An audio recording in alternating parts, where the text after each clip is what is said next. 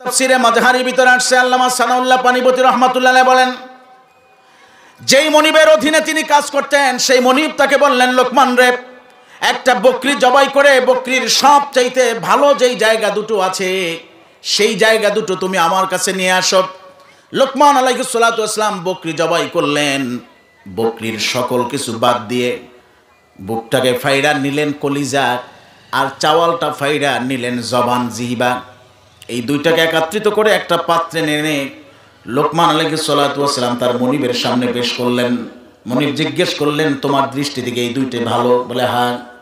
বললেন ঠিক আছে, সুন্দর করে ভুনা করে পাক করে নিয়ে আসো। লোকমান ইসলাম সুন্দর করে পাক করে মনিবের সামনে পেশ করলেন। তিনি খেয়ে বললেন খুব সুস্বাদু হয়েছে।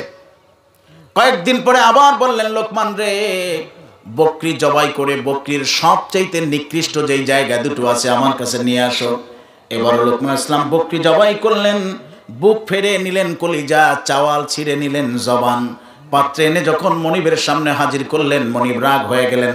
লোকমান ইসলাম বললেন, মনিব আমার রাগ করবেন না, আমি লোকমানের জ্ঞানে, আমি লোকমানের কাছে একটা মানুষের কিংবা কোনো প্রাণীর সবচাইতে ভালো জায়গা দুটো এই জবান এবং কলিজা, আর সবচাইতে খারাপ জায়গা দুটো জবান এবং কলিজা। এই দুইটা ভালো থাকলে পুরো মানুষের দেহটাই ভালো হয়ে যায়। আর একটু জোরে আওয়াজ করে বলেন না সুবহানাল্লাহ। এই দুইটা ভালো তো দেহ ঠিক।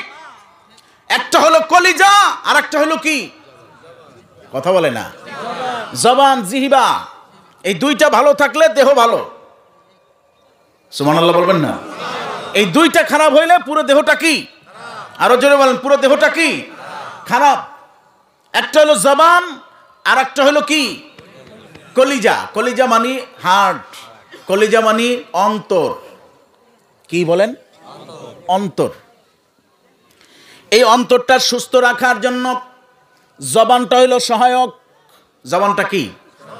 কথা বলে না, এই মাইকে ভালো ই করে না, সাউন্ড দেন। জবানটা ভালো রাখার, দেলটা ভালো রাখার জন্য জবানটা হলো সহায়ক। এই জবানে যা কিছু উচ্চারিত হবে তার একটা প্রভাব গিয়ে অন্তরে পড়ে। কথা বলেন ঠিক না ভাই? ঠিক। জবানে যা কিছু বলে তার একটা প্রভাব গিয়ে অন্তরে পড়ে। জবান দিয়ে ভালো কিছু বললে অন্তর ভালো, জবান দিয়ে খারাপ কিছু বললে অন্তর খারাপ হয়ে যায়। কথা বলেন ঠিক না ভাই? ঠিক। এই জবান যদি সুস্থ রাখা যায় তাহলে দেলটা সুস্থ থাকে। জবানে যদি কেউ মিথ্যা বলে, গীবাত করে, পরনিন্দা চর্চা করে, একে অপরের বিরুদ্ধে হিংসা বিদ্বেষ করে, জবান দ্বারা যদি মিথ্যা সাক্ষী দেয় তার একটা প্রভাব এসে অন্তরে পড়ে, ফলে অন্তরটা মরিচিকা পড়ে যায়, শক্ত হয়ে যায়। আর জবানের মাধ্যমে যদি আল্লাহর জিকির করে, কোরআন তেলাওয়াত করে, দুরূদ শরীফ পড়ে, ভালো কথা বলে, সত্য কথা বলে, এর দ্বারা এই অন্তরটা তাজা সিক্ত হয়ে যায়। আরো জোরে আওয়াজ করে বলেন না সুবহানাল্লাহ।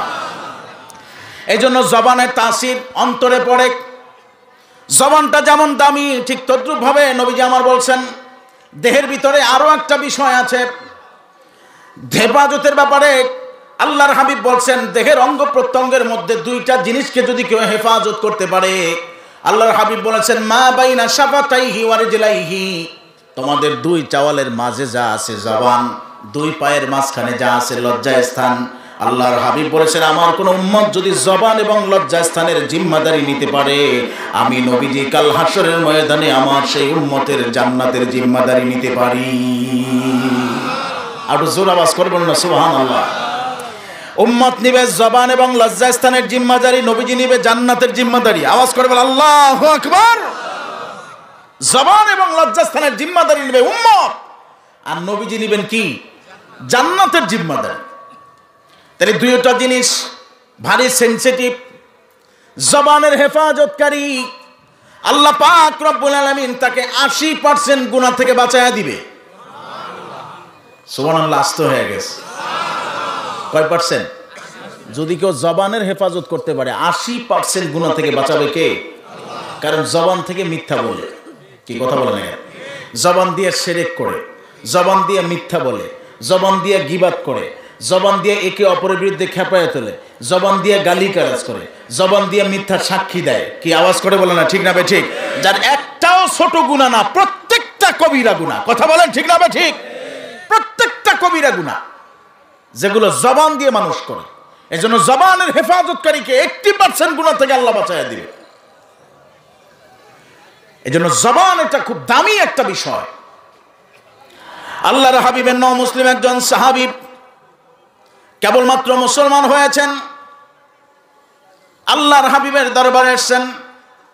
ইয়া রাসূলুল্লাহ, কে হাবিব আল্লাহ, মুসলমান তো হলাম কয়েকদিন হলো, কিন্তু আমি এখন পর্যন্ত পরিপূর্ণভাবে আমলে পরিপূর্ণতা লাভ করতে পারি নাই।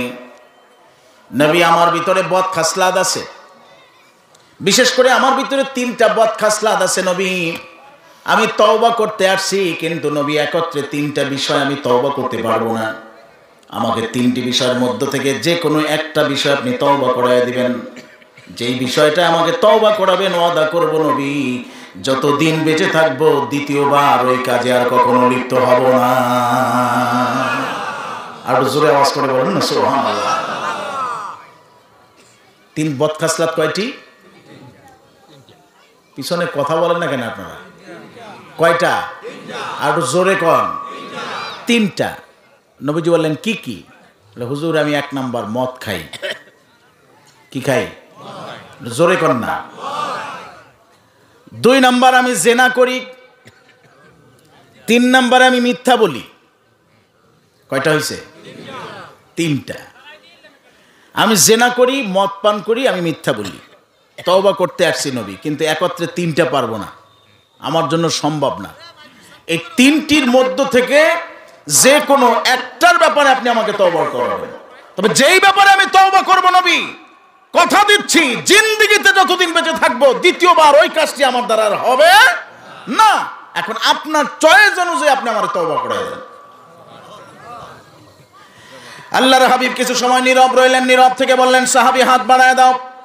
সাহাবী হাত বাড়ায় দিলেন, নবীজি হাত ধরে বললেন, সাহাবী তওবা করো, জিন্দেগিতে কোনোদিন মিথ্যা কথা বলবে না। আর জোরে আওয়াজ করে বলেন না সুবহানাল্লাহ। কি বলবে না? আর জোরে কর না, কি বলবে না? মিথ্যা বলবে না, জিন্দেগিতে মিথ্যা বলবে না। সাহাবী হাসতে হাসতে নবীর দিকে হাত বাড়াইছে। নবী, আমি মনে করছিলাম আপনি মদের ব্যাপারে, জেনার ব্যাপারে আমার তওবা করাবেন, এটা আমার জন্য খুব কঠিন হয়ে যেত। মিথ্যার ব্যাপারে যেহেতু বলছেন, এটা আমার জন্য সহজ। নবী, দেন তওবা পড়াইয়া, আমি তওবা করে যাই, কোনোদিন আর মিথ্যা বলবো না। আওয়াজ করবে আল্লাহু আকবার। মিথ্যা বলবো না। তো সাহাবী তওবা করে বাড়িতে চলে গেলেন। আগের দিনের অভ্যাসগুলো এখনো তার ভিতরে আছে না নাই? একটু জোরে কর না, আরো জোরে বলেন। আছে। সে অভ্যাস কি? বন্ধুদের সাথে একত্রে মিশে মদ পান করা, গানের মজলিসে যায়া জেনায় লিপ্ত হওয়া। রাত তো গভীর হয়ে গেছে, বন্ধুরা তো প্রতিদিনের মতো চলে আসবে। তো ঠিক নির্দিষ্ট টাইমে চলে আসছে, দরজায় কড়া নাড়াইছে, বন্ধু ঘুমাস নাকি? ঘুম থেকে জাগছে, চল না, দামি দামি ব্র্যান্ডের বিভিন্ন জায়গা থেকে কালেকশন করে নিয়ে আসছে, বন্ধুরা অপেক্ষায় আছে, তুই যাবি, একত্রে শুরু করো, চল ওঠ। তো ঘুম থেকে চোখ ডলতে ডলতে উঠছে, বন্ধুদের সাথে চলে গেছে সেই মদের আড্ডাখানে। যাই দেখে প্রত্যেক বন্ধুদের হাতে এক একটা দামি দামি ব্র্যান্ডের মদের বোতল। বাস, কেউ বা মদ পান করতেছে, কেউ বা হাতে নিয়ে আমোদ ফুর্তি করতেছে। তার হাতে যখন মদের বোতলটা দেওয়া হলো, এরকম খুলছে, খুইলা মুখের কাছে নিচে বোতলটা মুখের ভিতরে মদ দিবে, ঠিক সেই মুহূর্তে সামনে থেকে আবার টেনে আনলেন। একটু জোর আওয়াজ করে বলেন না সুবহানাল্লাহ। মুখের কাছে নিচে আবার ওখান থেকে টেনে আনছে। তো বন্ধুরা বলতেছে, কি ব্যাপার, তুই বারবার এরকম করস কেন? কি হয়েছে? না কিচ্ছু না। আবার মুখের কাছে নেয়, আবার টেনে আনে। কি তোর হয়েছে কি? কি সমস্যা কি? কিচ্ছু বলে না। কিন্তু মনে মনে সাহাবী কল্পনা করতেছে, হারে আমি কি করতে যাচ্ছি, আমি তো নবীর সাহাবী, আগামী কালকে তো আমাকে নবীজির দরবারে যেতে হবে রে।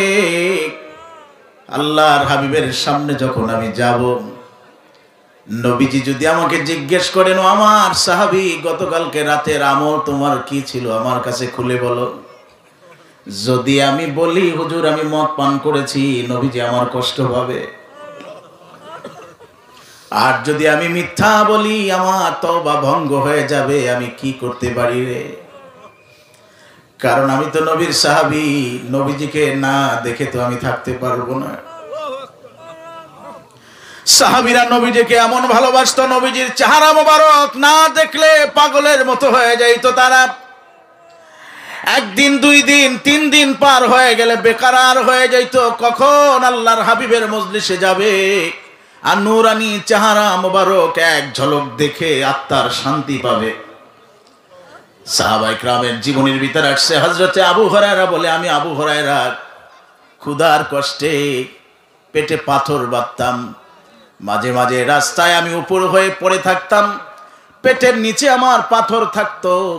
মানুষে মনে করতো আবু হুরায়রার মির্গি রোগ হয়েছে, পায়ের স্যান্ডেল খুলে আমার নাকে তারা শুকাইতো, আমাকে কেউ কিল দিত, কেউ আমাকে মারতো, বলতো মির্গি রোগ হয়েছে।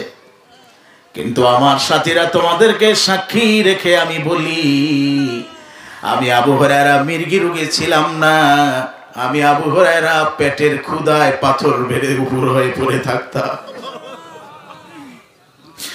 কিন্তু আমি আবু হুরায়রা এরকম ক্ষুধা নিয়ে যখন আমার দয়াল নবীজি মজলিসে বসে আল্লাহর হাবিবের চেহারা মোবারকের দিকে একবার তাকাইতাম, আমি আবু হুরায়রার পেটের ক্ষুধা কোথায় চলে যেত আমি নিজেও বুঝতে পারতাম না।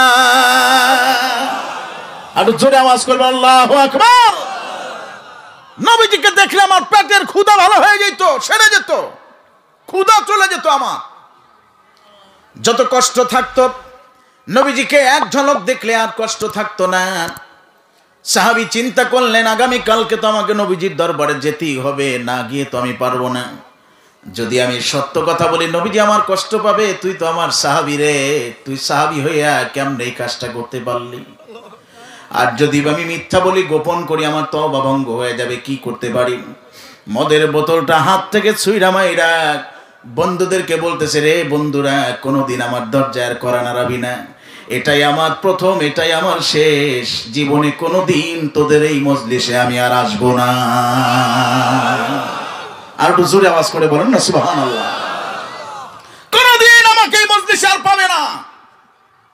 চলে গেলেন বাড়িতে।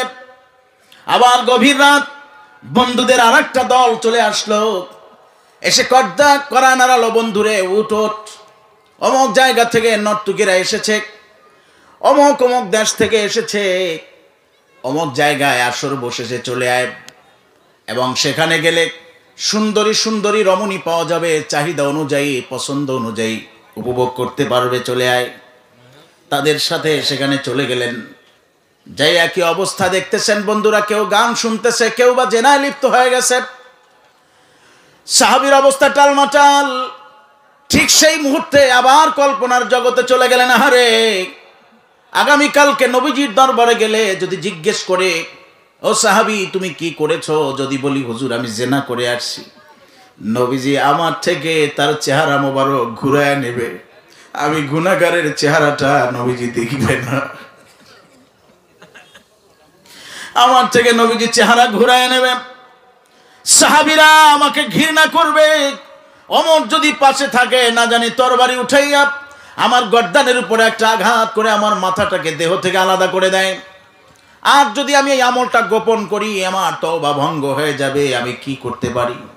আবার একই সিদ্ধান্ত নিলেন, যদি আমি সব দিক থেকে যদি নিজেকে বাঁচাইতে চাই, তাহলে আমাকে এই মজলিস ছাড়তে হবে, যাতে নবীজিও খুশি হবেন, আমার তওবাও ঠিক থাকবে।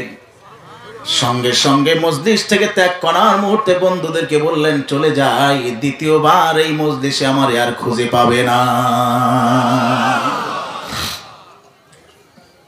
চলে আসলেন বাড়িতে। ঘরের দরজাটা সাহাবী বন্ধ করে দিলেন। একা একা বালিশের সাথে মাথা লাগাইয়া রাতের বাকি অংশটা কাঁদতে কাঁদতে চোখের পানিতে বালিশ ভিজাইয়া ফেললেন। শরীরটা তার দুর্বল হয়ে গেল, চোখ দুইটা লাল হয়ে গেল, শরীরের শক্তিটা কমে আসলো। সাহাবী নিজে অনুতপ্ত হইয়া অপেক্ষায় আছে কখন ফজর হবে। আজান শুনতে পাইল, আসসালাতু খায়রুম মিনান নাওম।